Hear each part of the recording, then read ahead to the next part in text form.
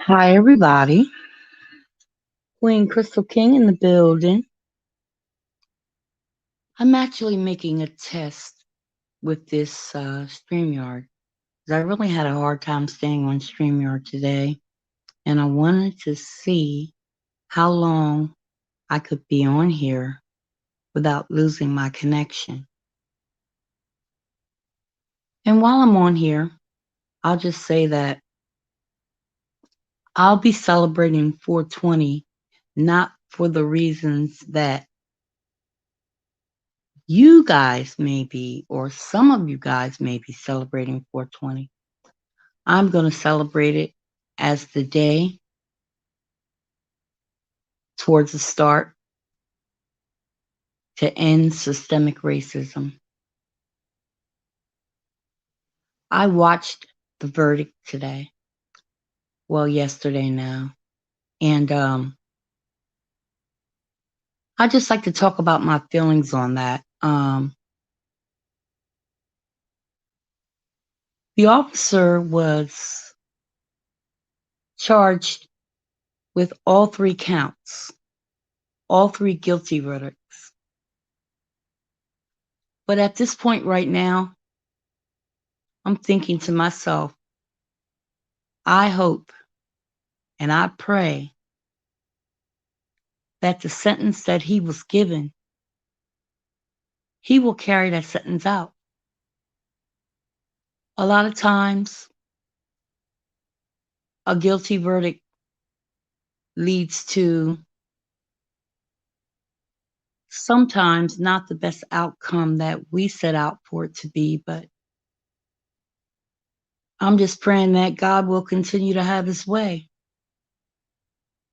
I watched that. That man did not have to die that day. I even saw when he was taken out of the back of a car. He wasn't armed, and he was accused of something. To question him would have been fine. To detain him would have been fine. But to kill him, that was absolutely unnecessary. Whatever he did, that man could have went home that day because he was not a threat to anyone. I watched a horrific sight that I'm quite sure a lot of our ancestors have witnessed on a daily basis and felt helpless. When that officer had his knee on Mr. George Floyd's neck, I watched a man pleading for air, pleading for breath. I watched a man who was absolutely no threat to anyone around him. And I watched as this officer applied pressure to his neck. And I say to myself, you weren't in danger. He was already detained. He was laying on the ground, face down. You had two officers that had the bottom half of his body. They had you covered. They had the backup was there for the officer. It wasn't like he was in the middle of a crowd and people were attacking him.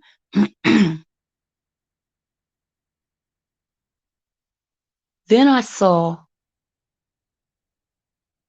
George Floyd saying, I can't breathe. I can't breathe. And a lot of times they say if you're talking, then you're breathing. I've heard that a lot of times, but he said, I can't breathe. And they weren't even cuffing him. They were just holding him on the ground. So this officer felt it necessary to put his knee into his neck and apply pressure. When that man said he couldn't breathe, and you had 2 officers on the lower half of his body, you did not have to continue to apply pressure to his neck.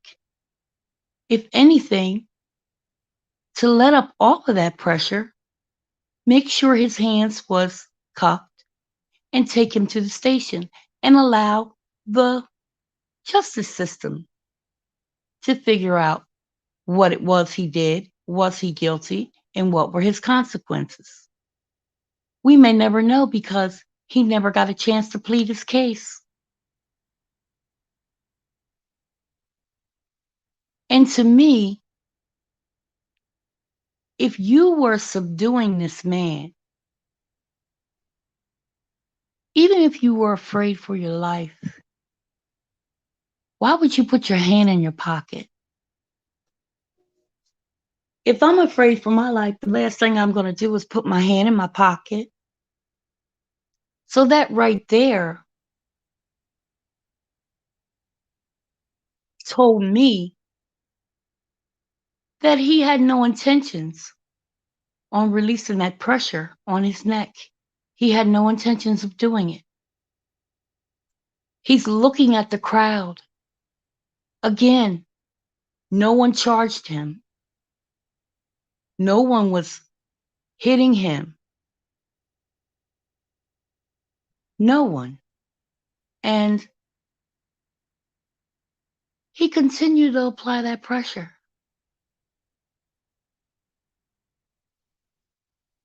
To the point where he says, Mama, he's seeing his mother who's no longer with us. To me, that tells me that he was dying. He wasn't cursing out the cops. He wasn't asking anybody or involving anybody in what was going on. He was down. He was completely down. He was immobile. Even if he wanted to turn his head, this cop made sure that he could not turn his head. Then he urinated on himself. He was losing control of his bodily functions, and this man was dying right before our eyes. I was told that the officers asked him, should we turn him over? He said no. So your intention was to keep him down in that helpless, humiliating position in front of all these people for what? Why couldn't you let him up? That I don't understand. Why couldn't you let him up? The only time that this man was in no pain was when his spirit left his body. I truly believe that. That had to be agonizing. Then I've been watching the case. Then I saw signs that said the world is watching. Black Lives Matter. Rest in peace to George Floyd. And I'm watching his expression when they said guilty on all 3 counts. His eyes were shifting in different positions. But it seemed to me like he showed no emotion, really. I can't say he didn't have any, but I will say he didn't show it. I felt so relieved. I cannot tell you how great a feeling that was. Almost as great as Joe Biden and Kamala Harris. President and Vice President of the United States. Justice for George Floyd's family and friends. Do you know how many Black men and women that were losing to some policemen who abused their power? Emmett Till died on a lie. He did not do what he was accused of. But did it matter? It did not matter. They killed him anyway. And the person who accused him on her deathbed admitted that she lied on him. This verdict means a lot. It's the start of ending systemic racism. And I'm here for it.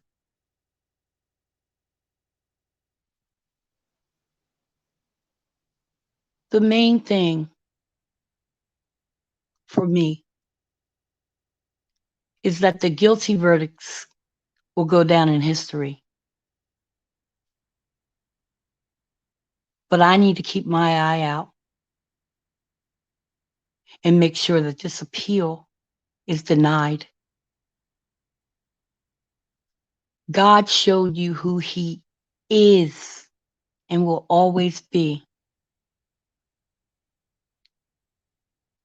I thank him first for this. Second, I would like to again give my heartfelt condolences to the Floyd family and to the Floyd friends who lost their loved one in a senseless act disguised by doing my job as a policeman. It was not your job to do that to that man. You abused your power. You killed him. You were tried in a court of public opinion first. Then you were tried in a court of law and you were found guilty on all three of those charges. And I truly need for you to know, sir, that I hope you understand this country is going to celebrate that verdict. Many, many countries are going to celebrate that verdict because he did not deserve to die. He did not.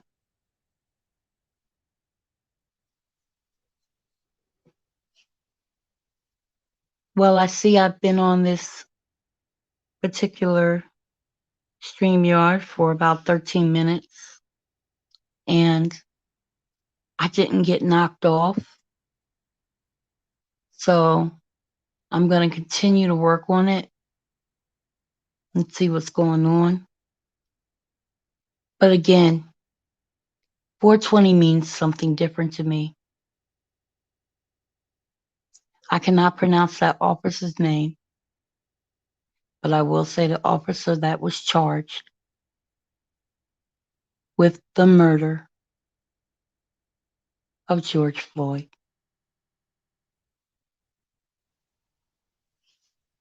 Thank you very much. I'm going to take this and play it back and see how it sounds. Hopefully, I'll be able to do what I need to do in other places. But thank you. Thank you so much for everybody who comes to my chat and supports me. Thanks to the ones who don't come. Hopefully one day you will. This is a place where you can be comfortable, you can relax, You don't have to be the biggest, the tallest, the dumbest, the smartest. Nobody in my chat is going to judge you. Everyone has a right to their opinion, and that's mainly what this is for, my opinion. So far, it's been going very well.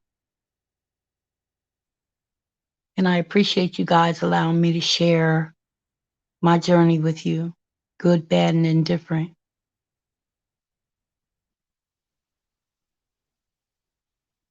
Okay, it looks like 15 minutes. I'm going to try it now. Thank you. Love, peace, and chicken grease.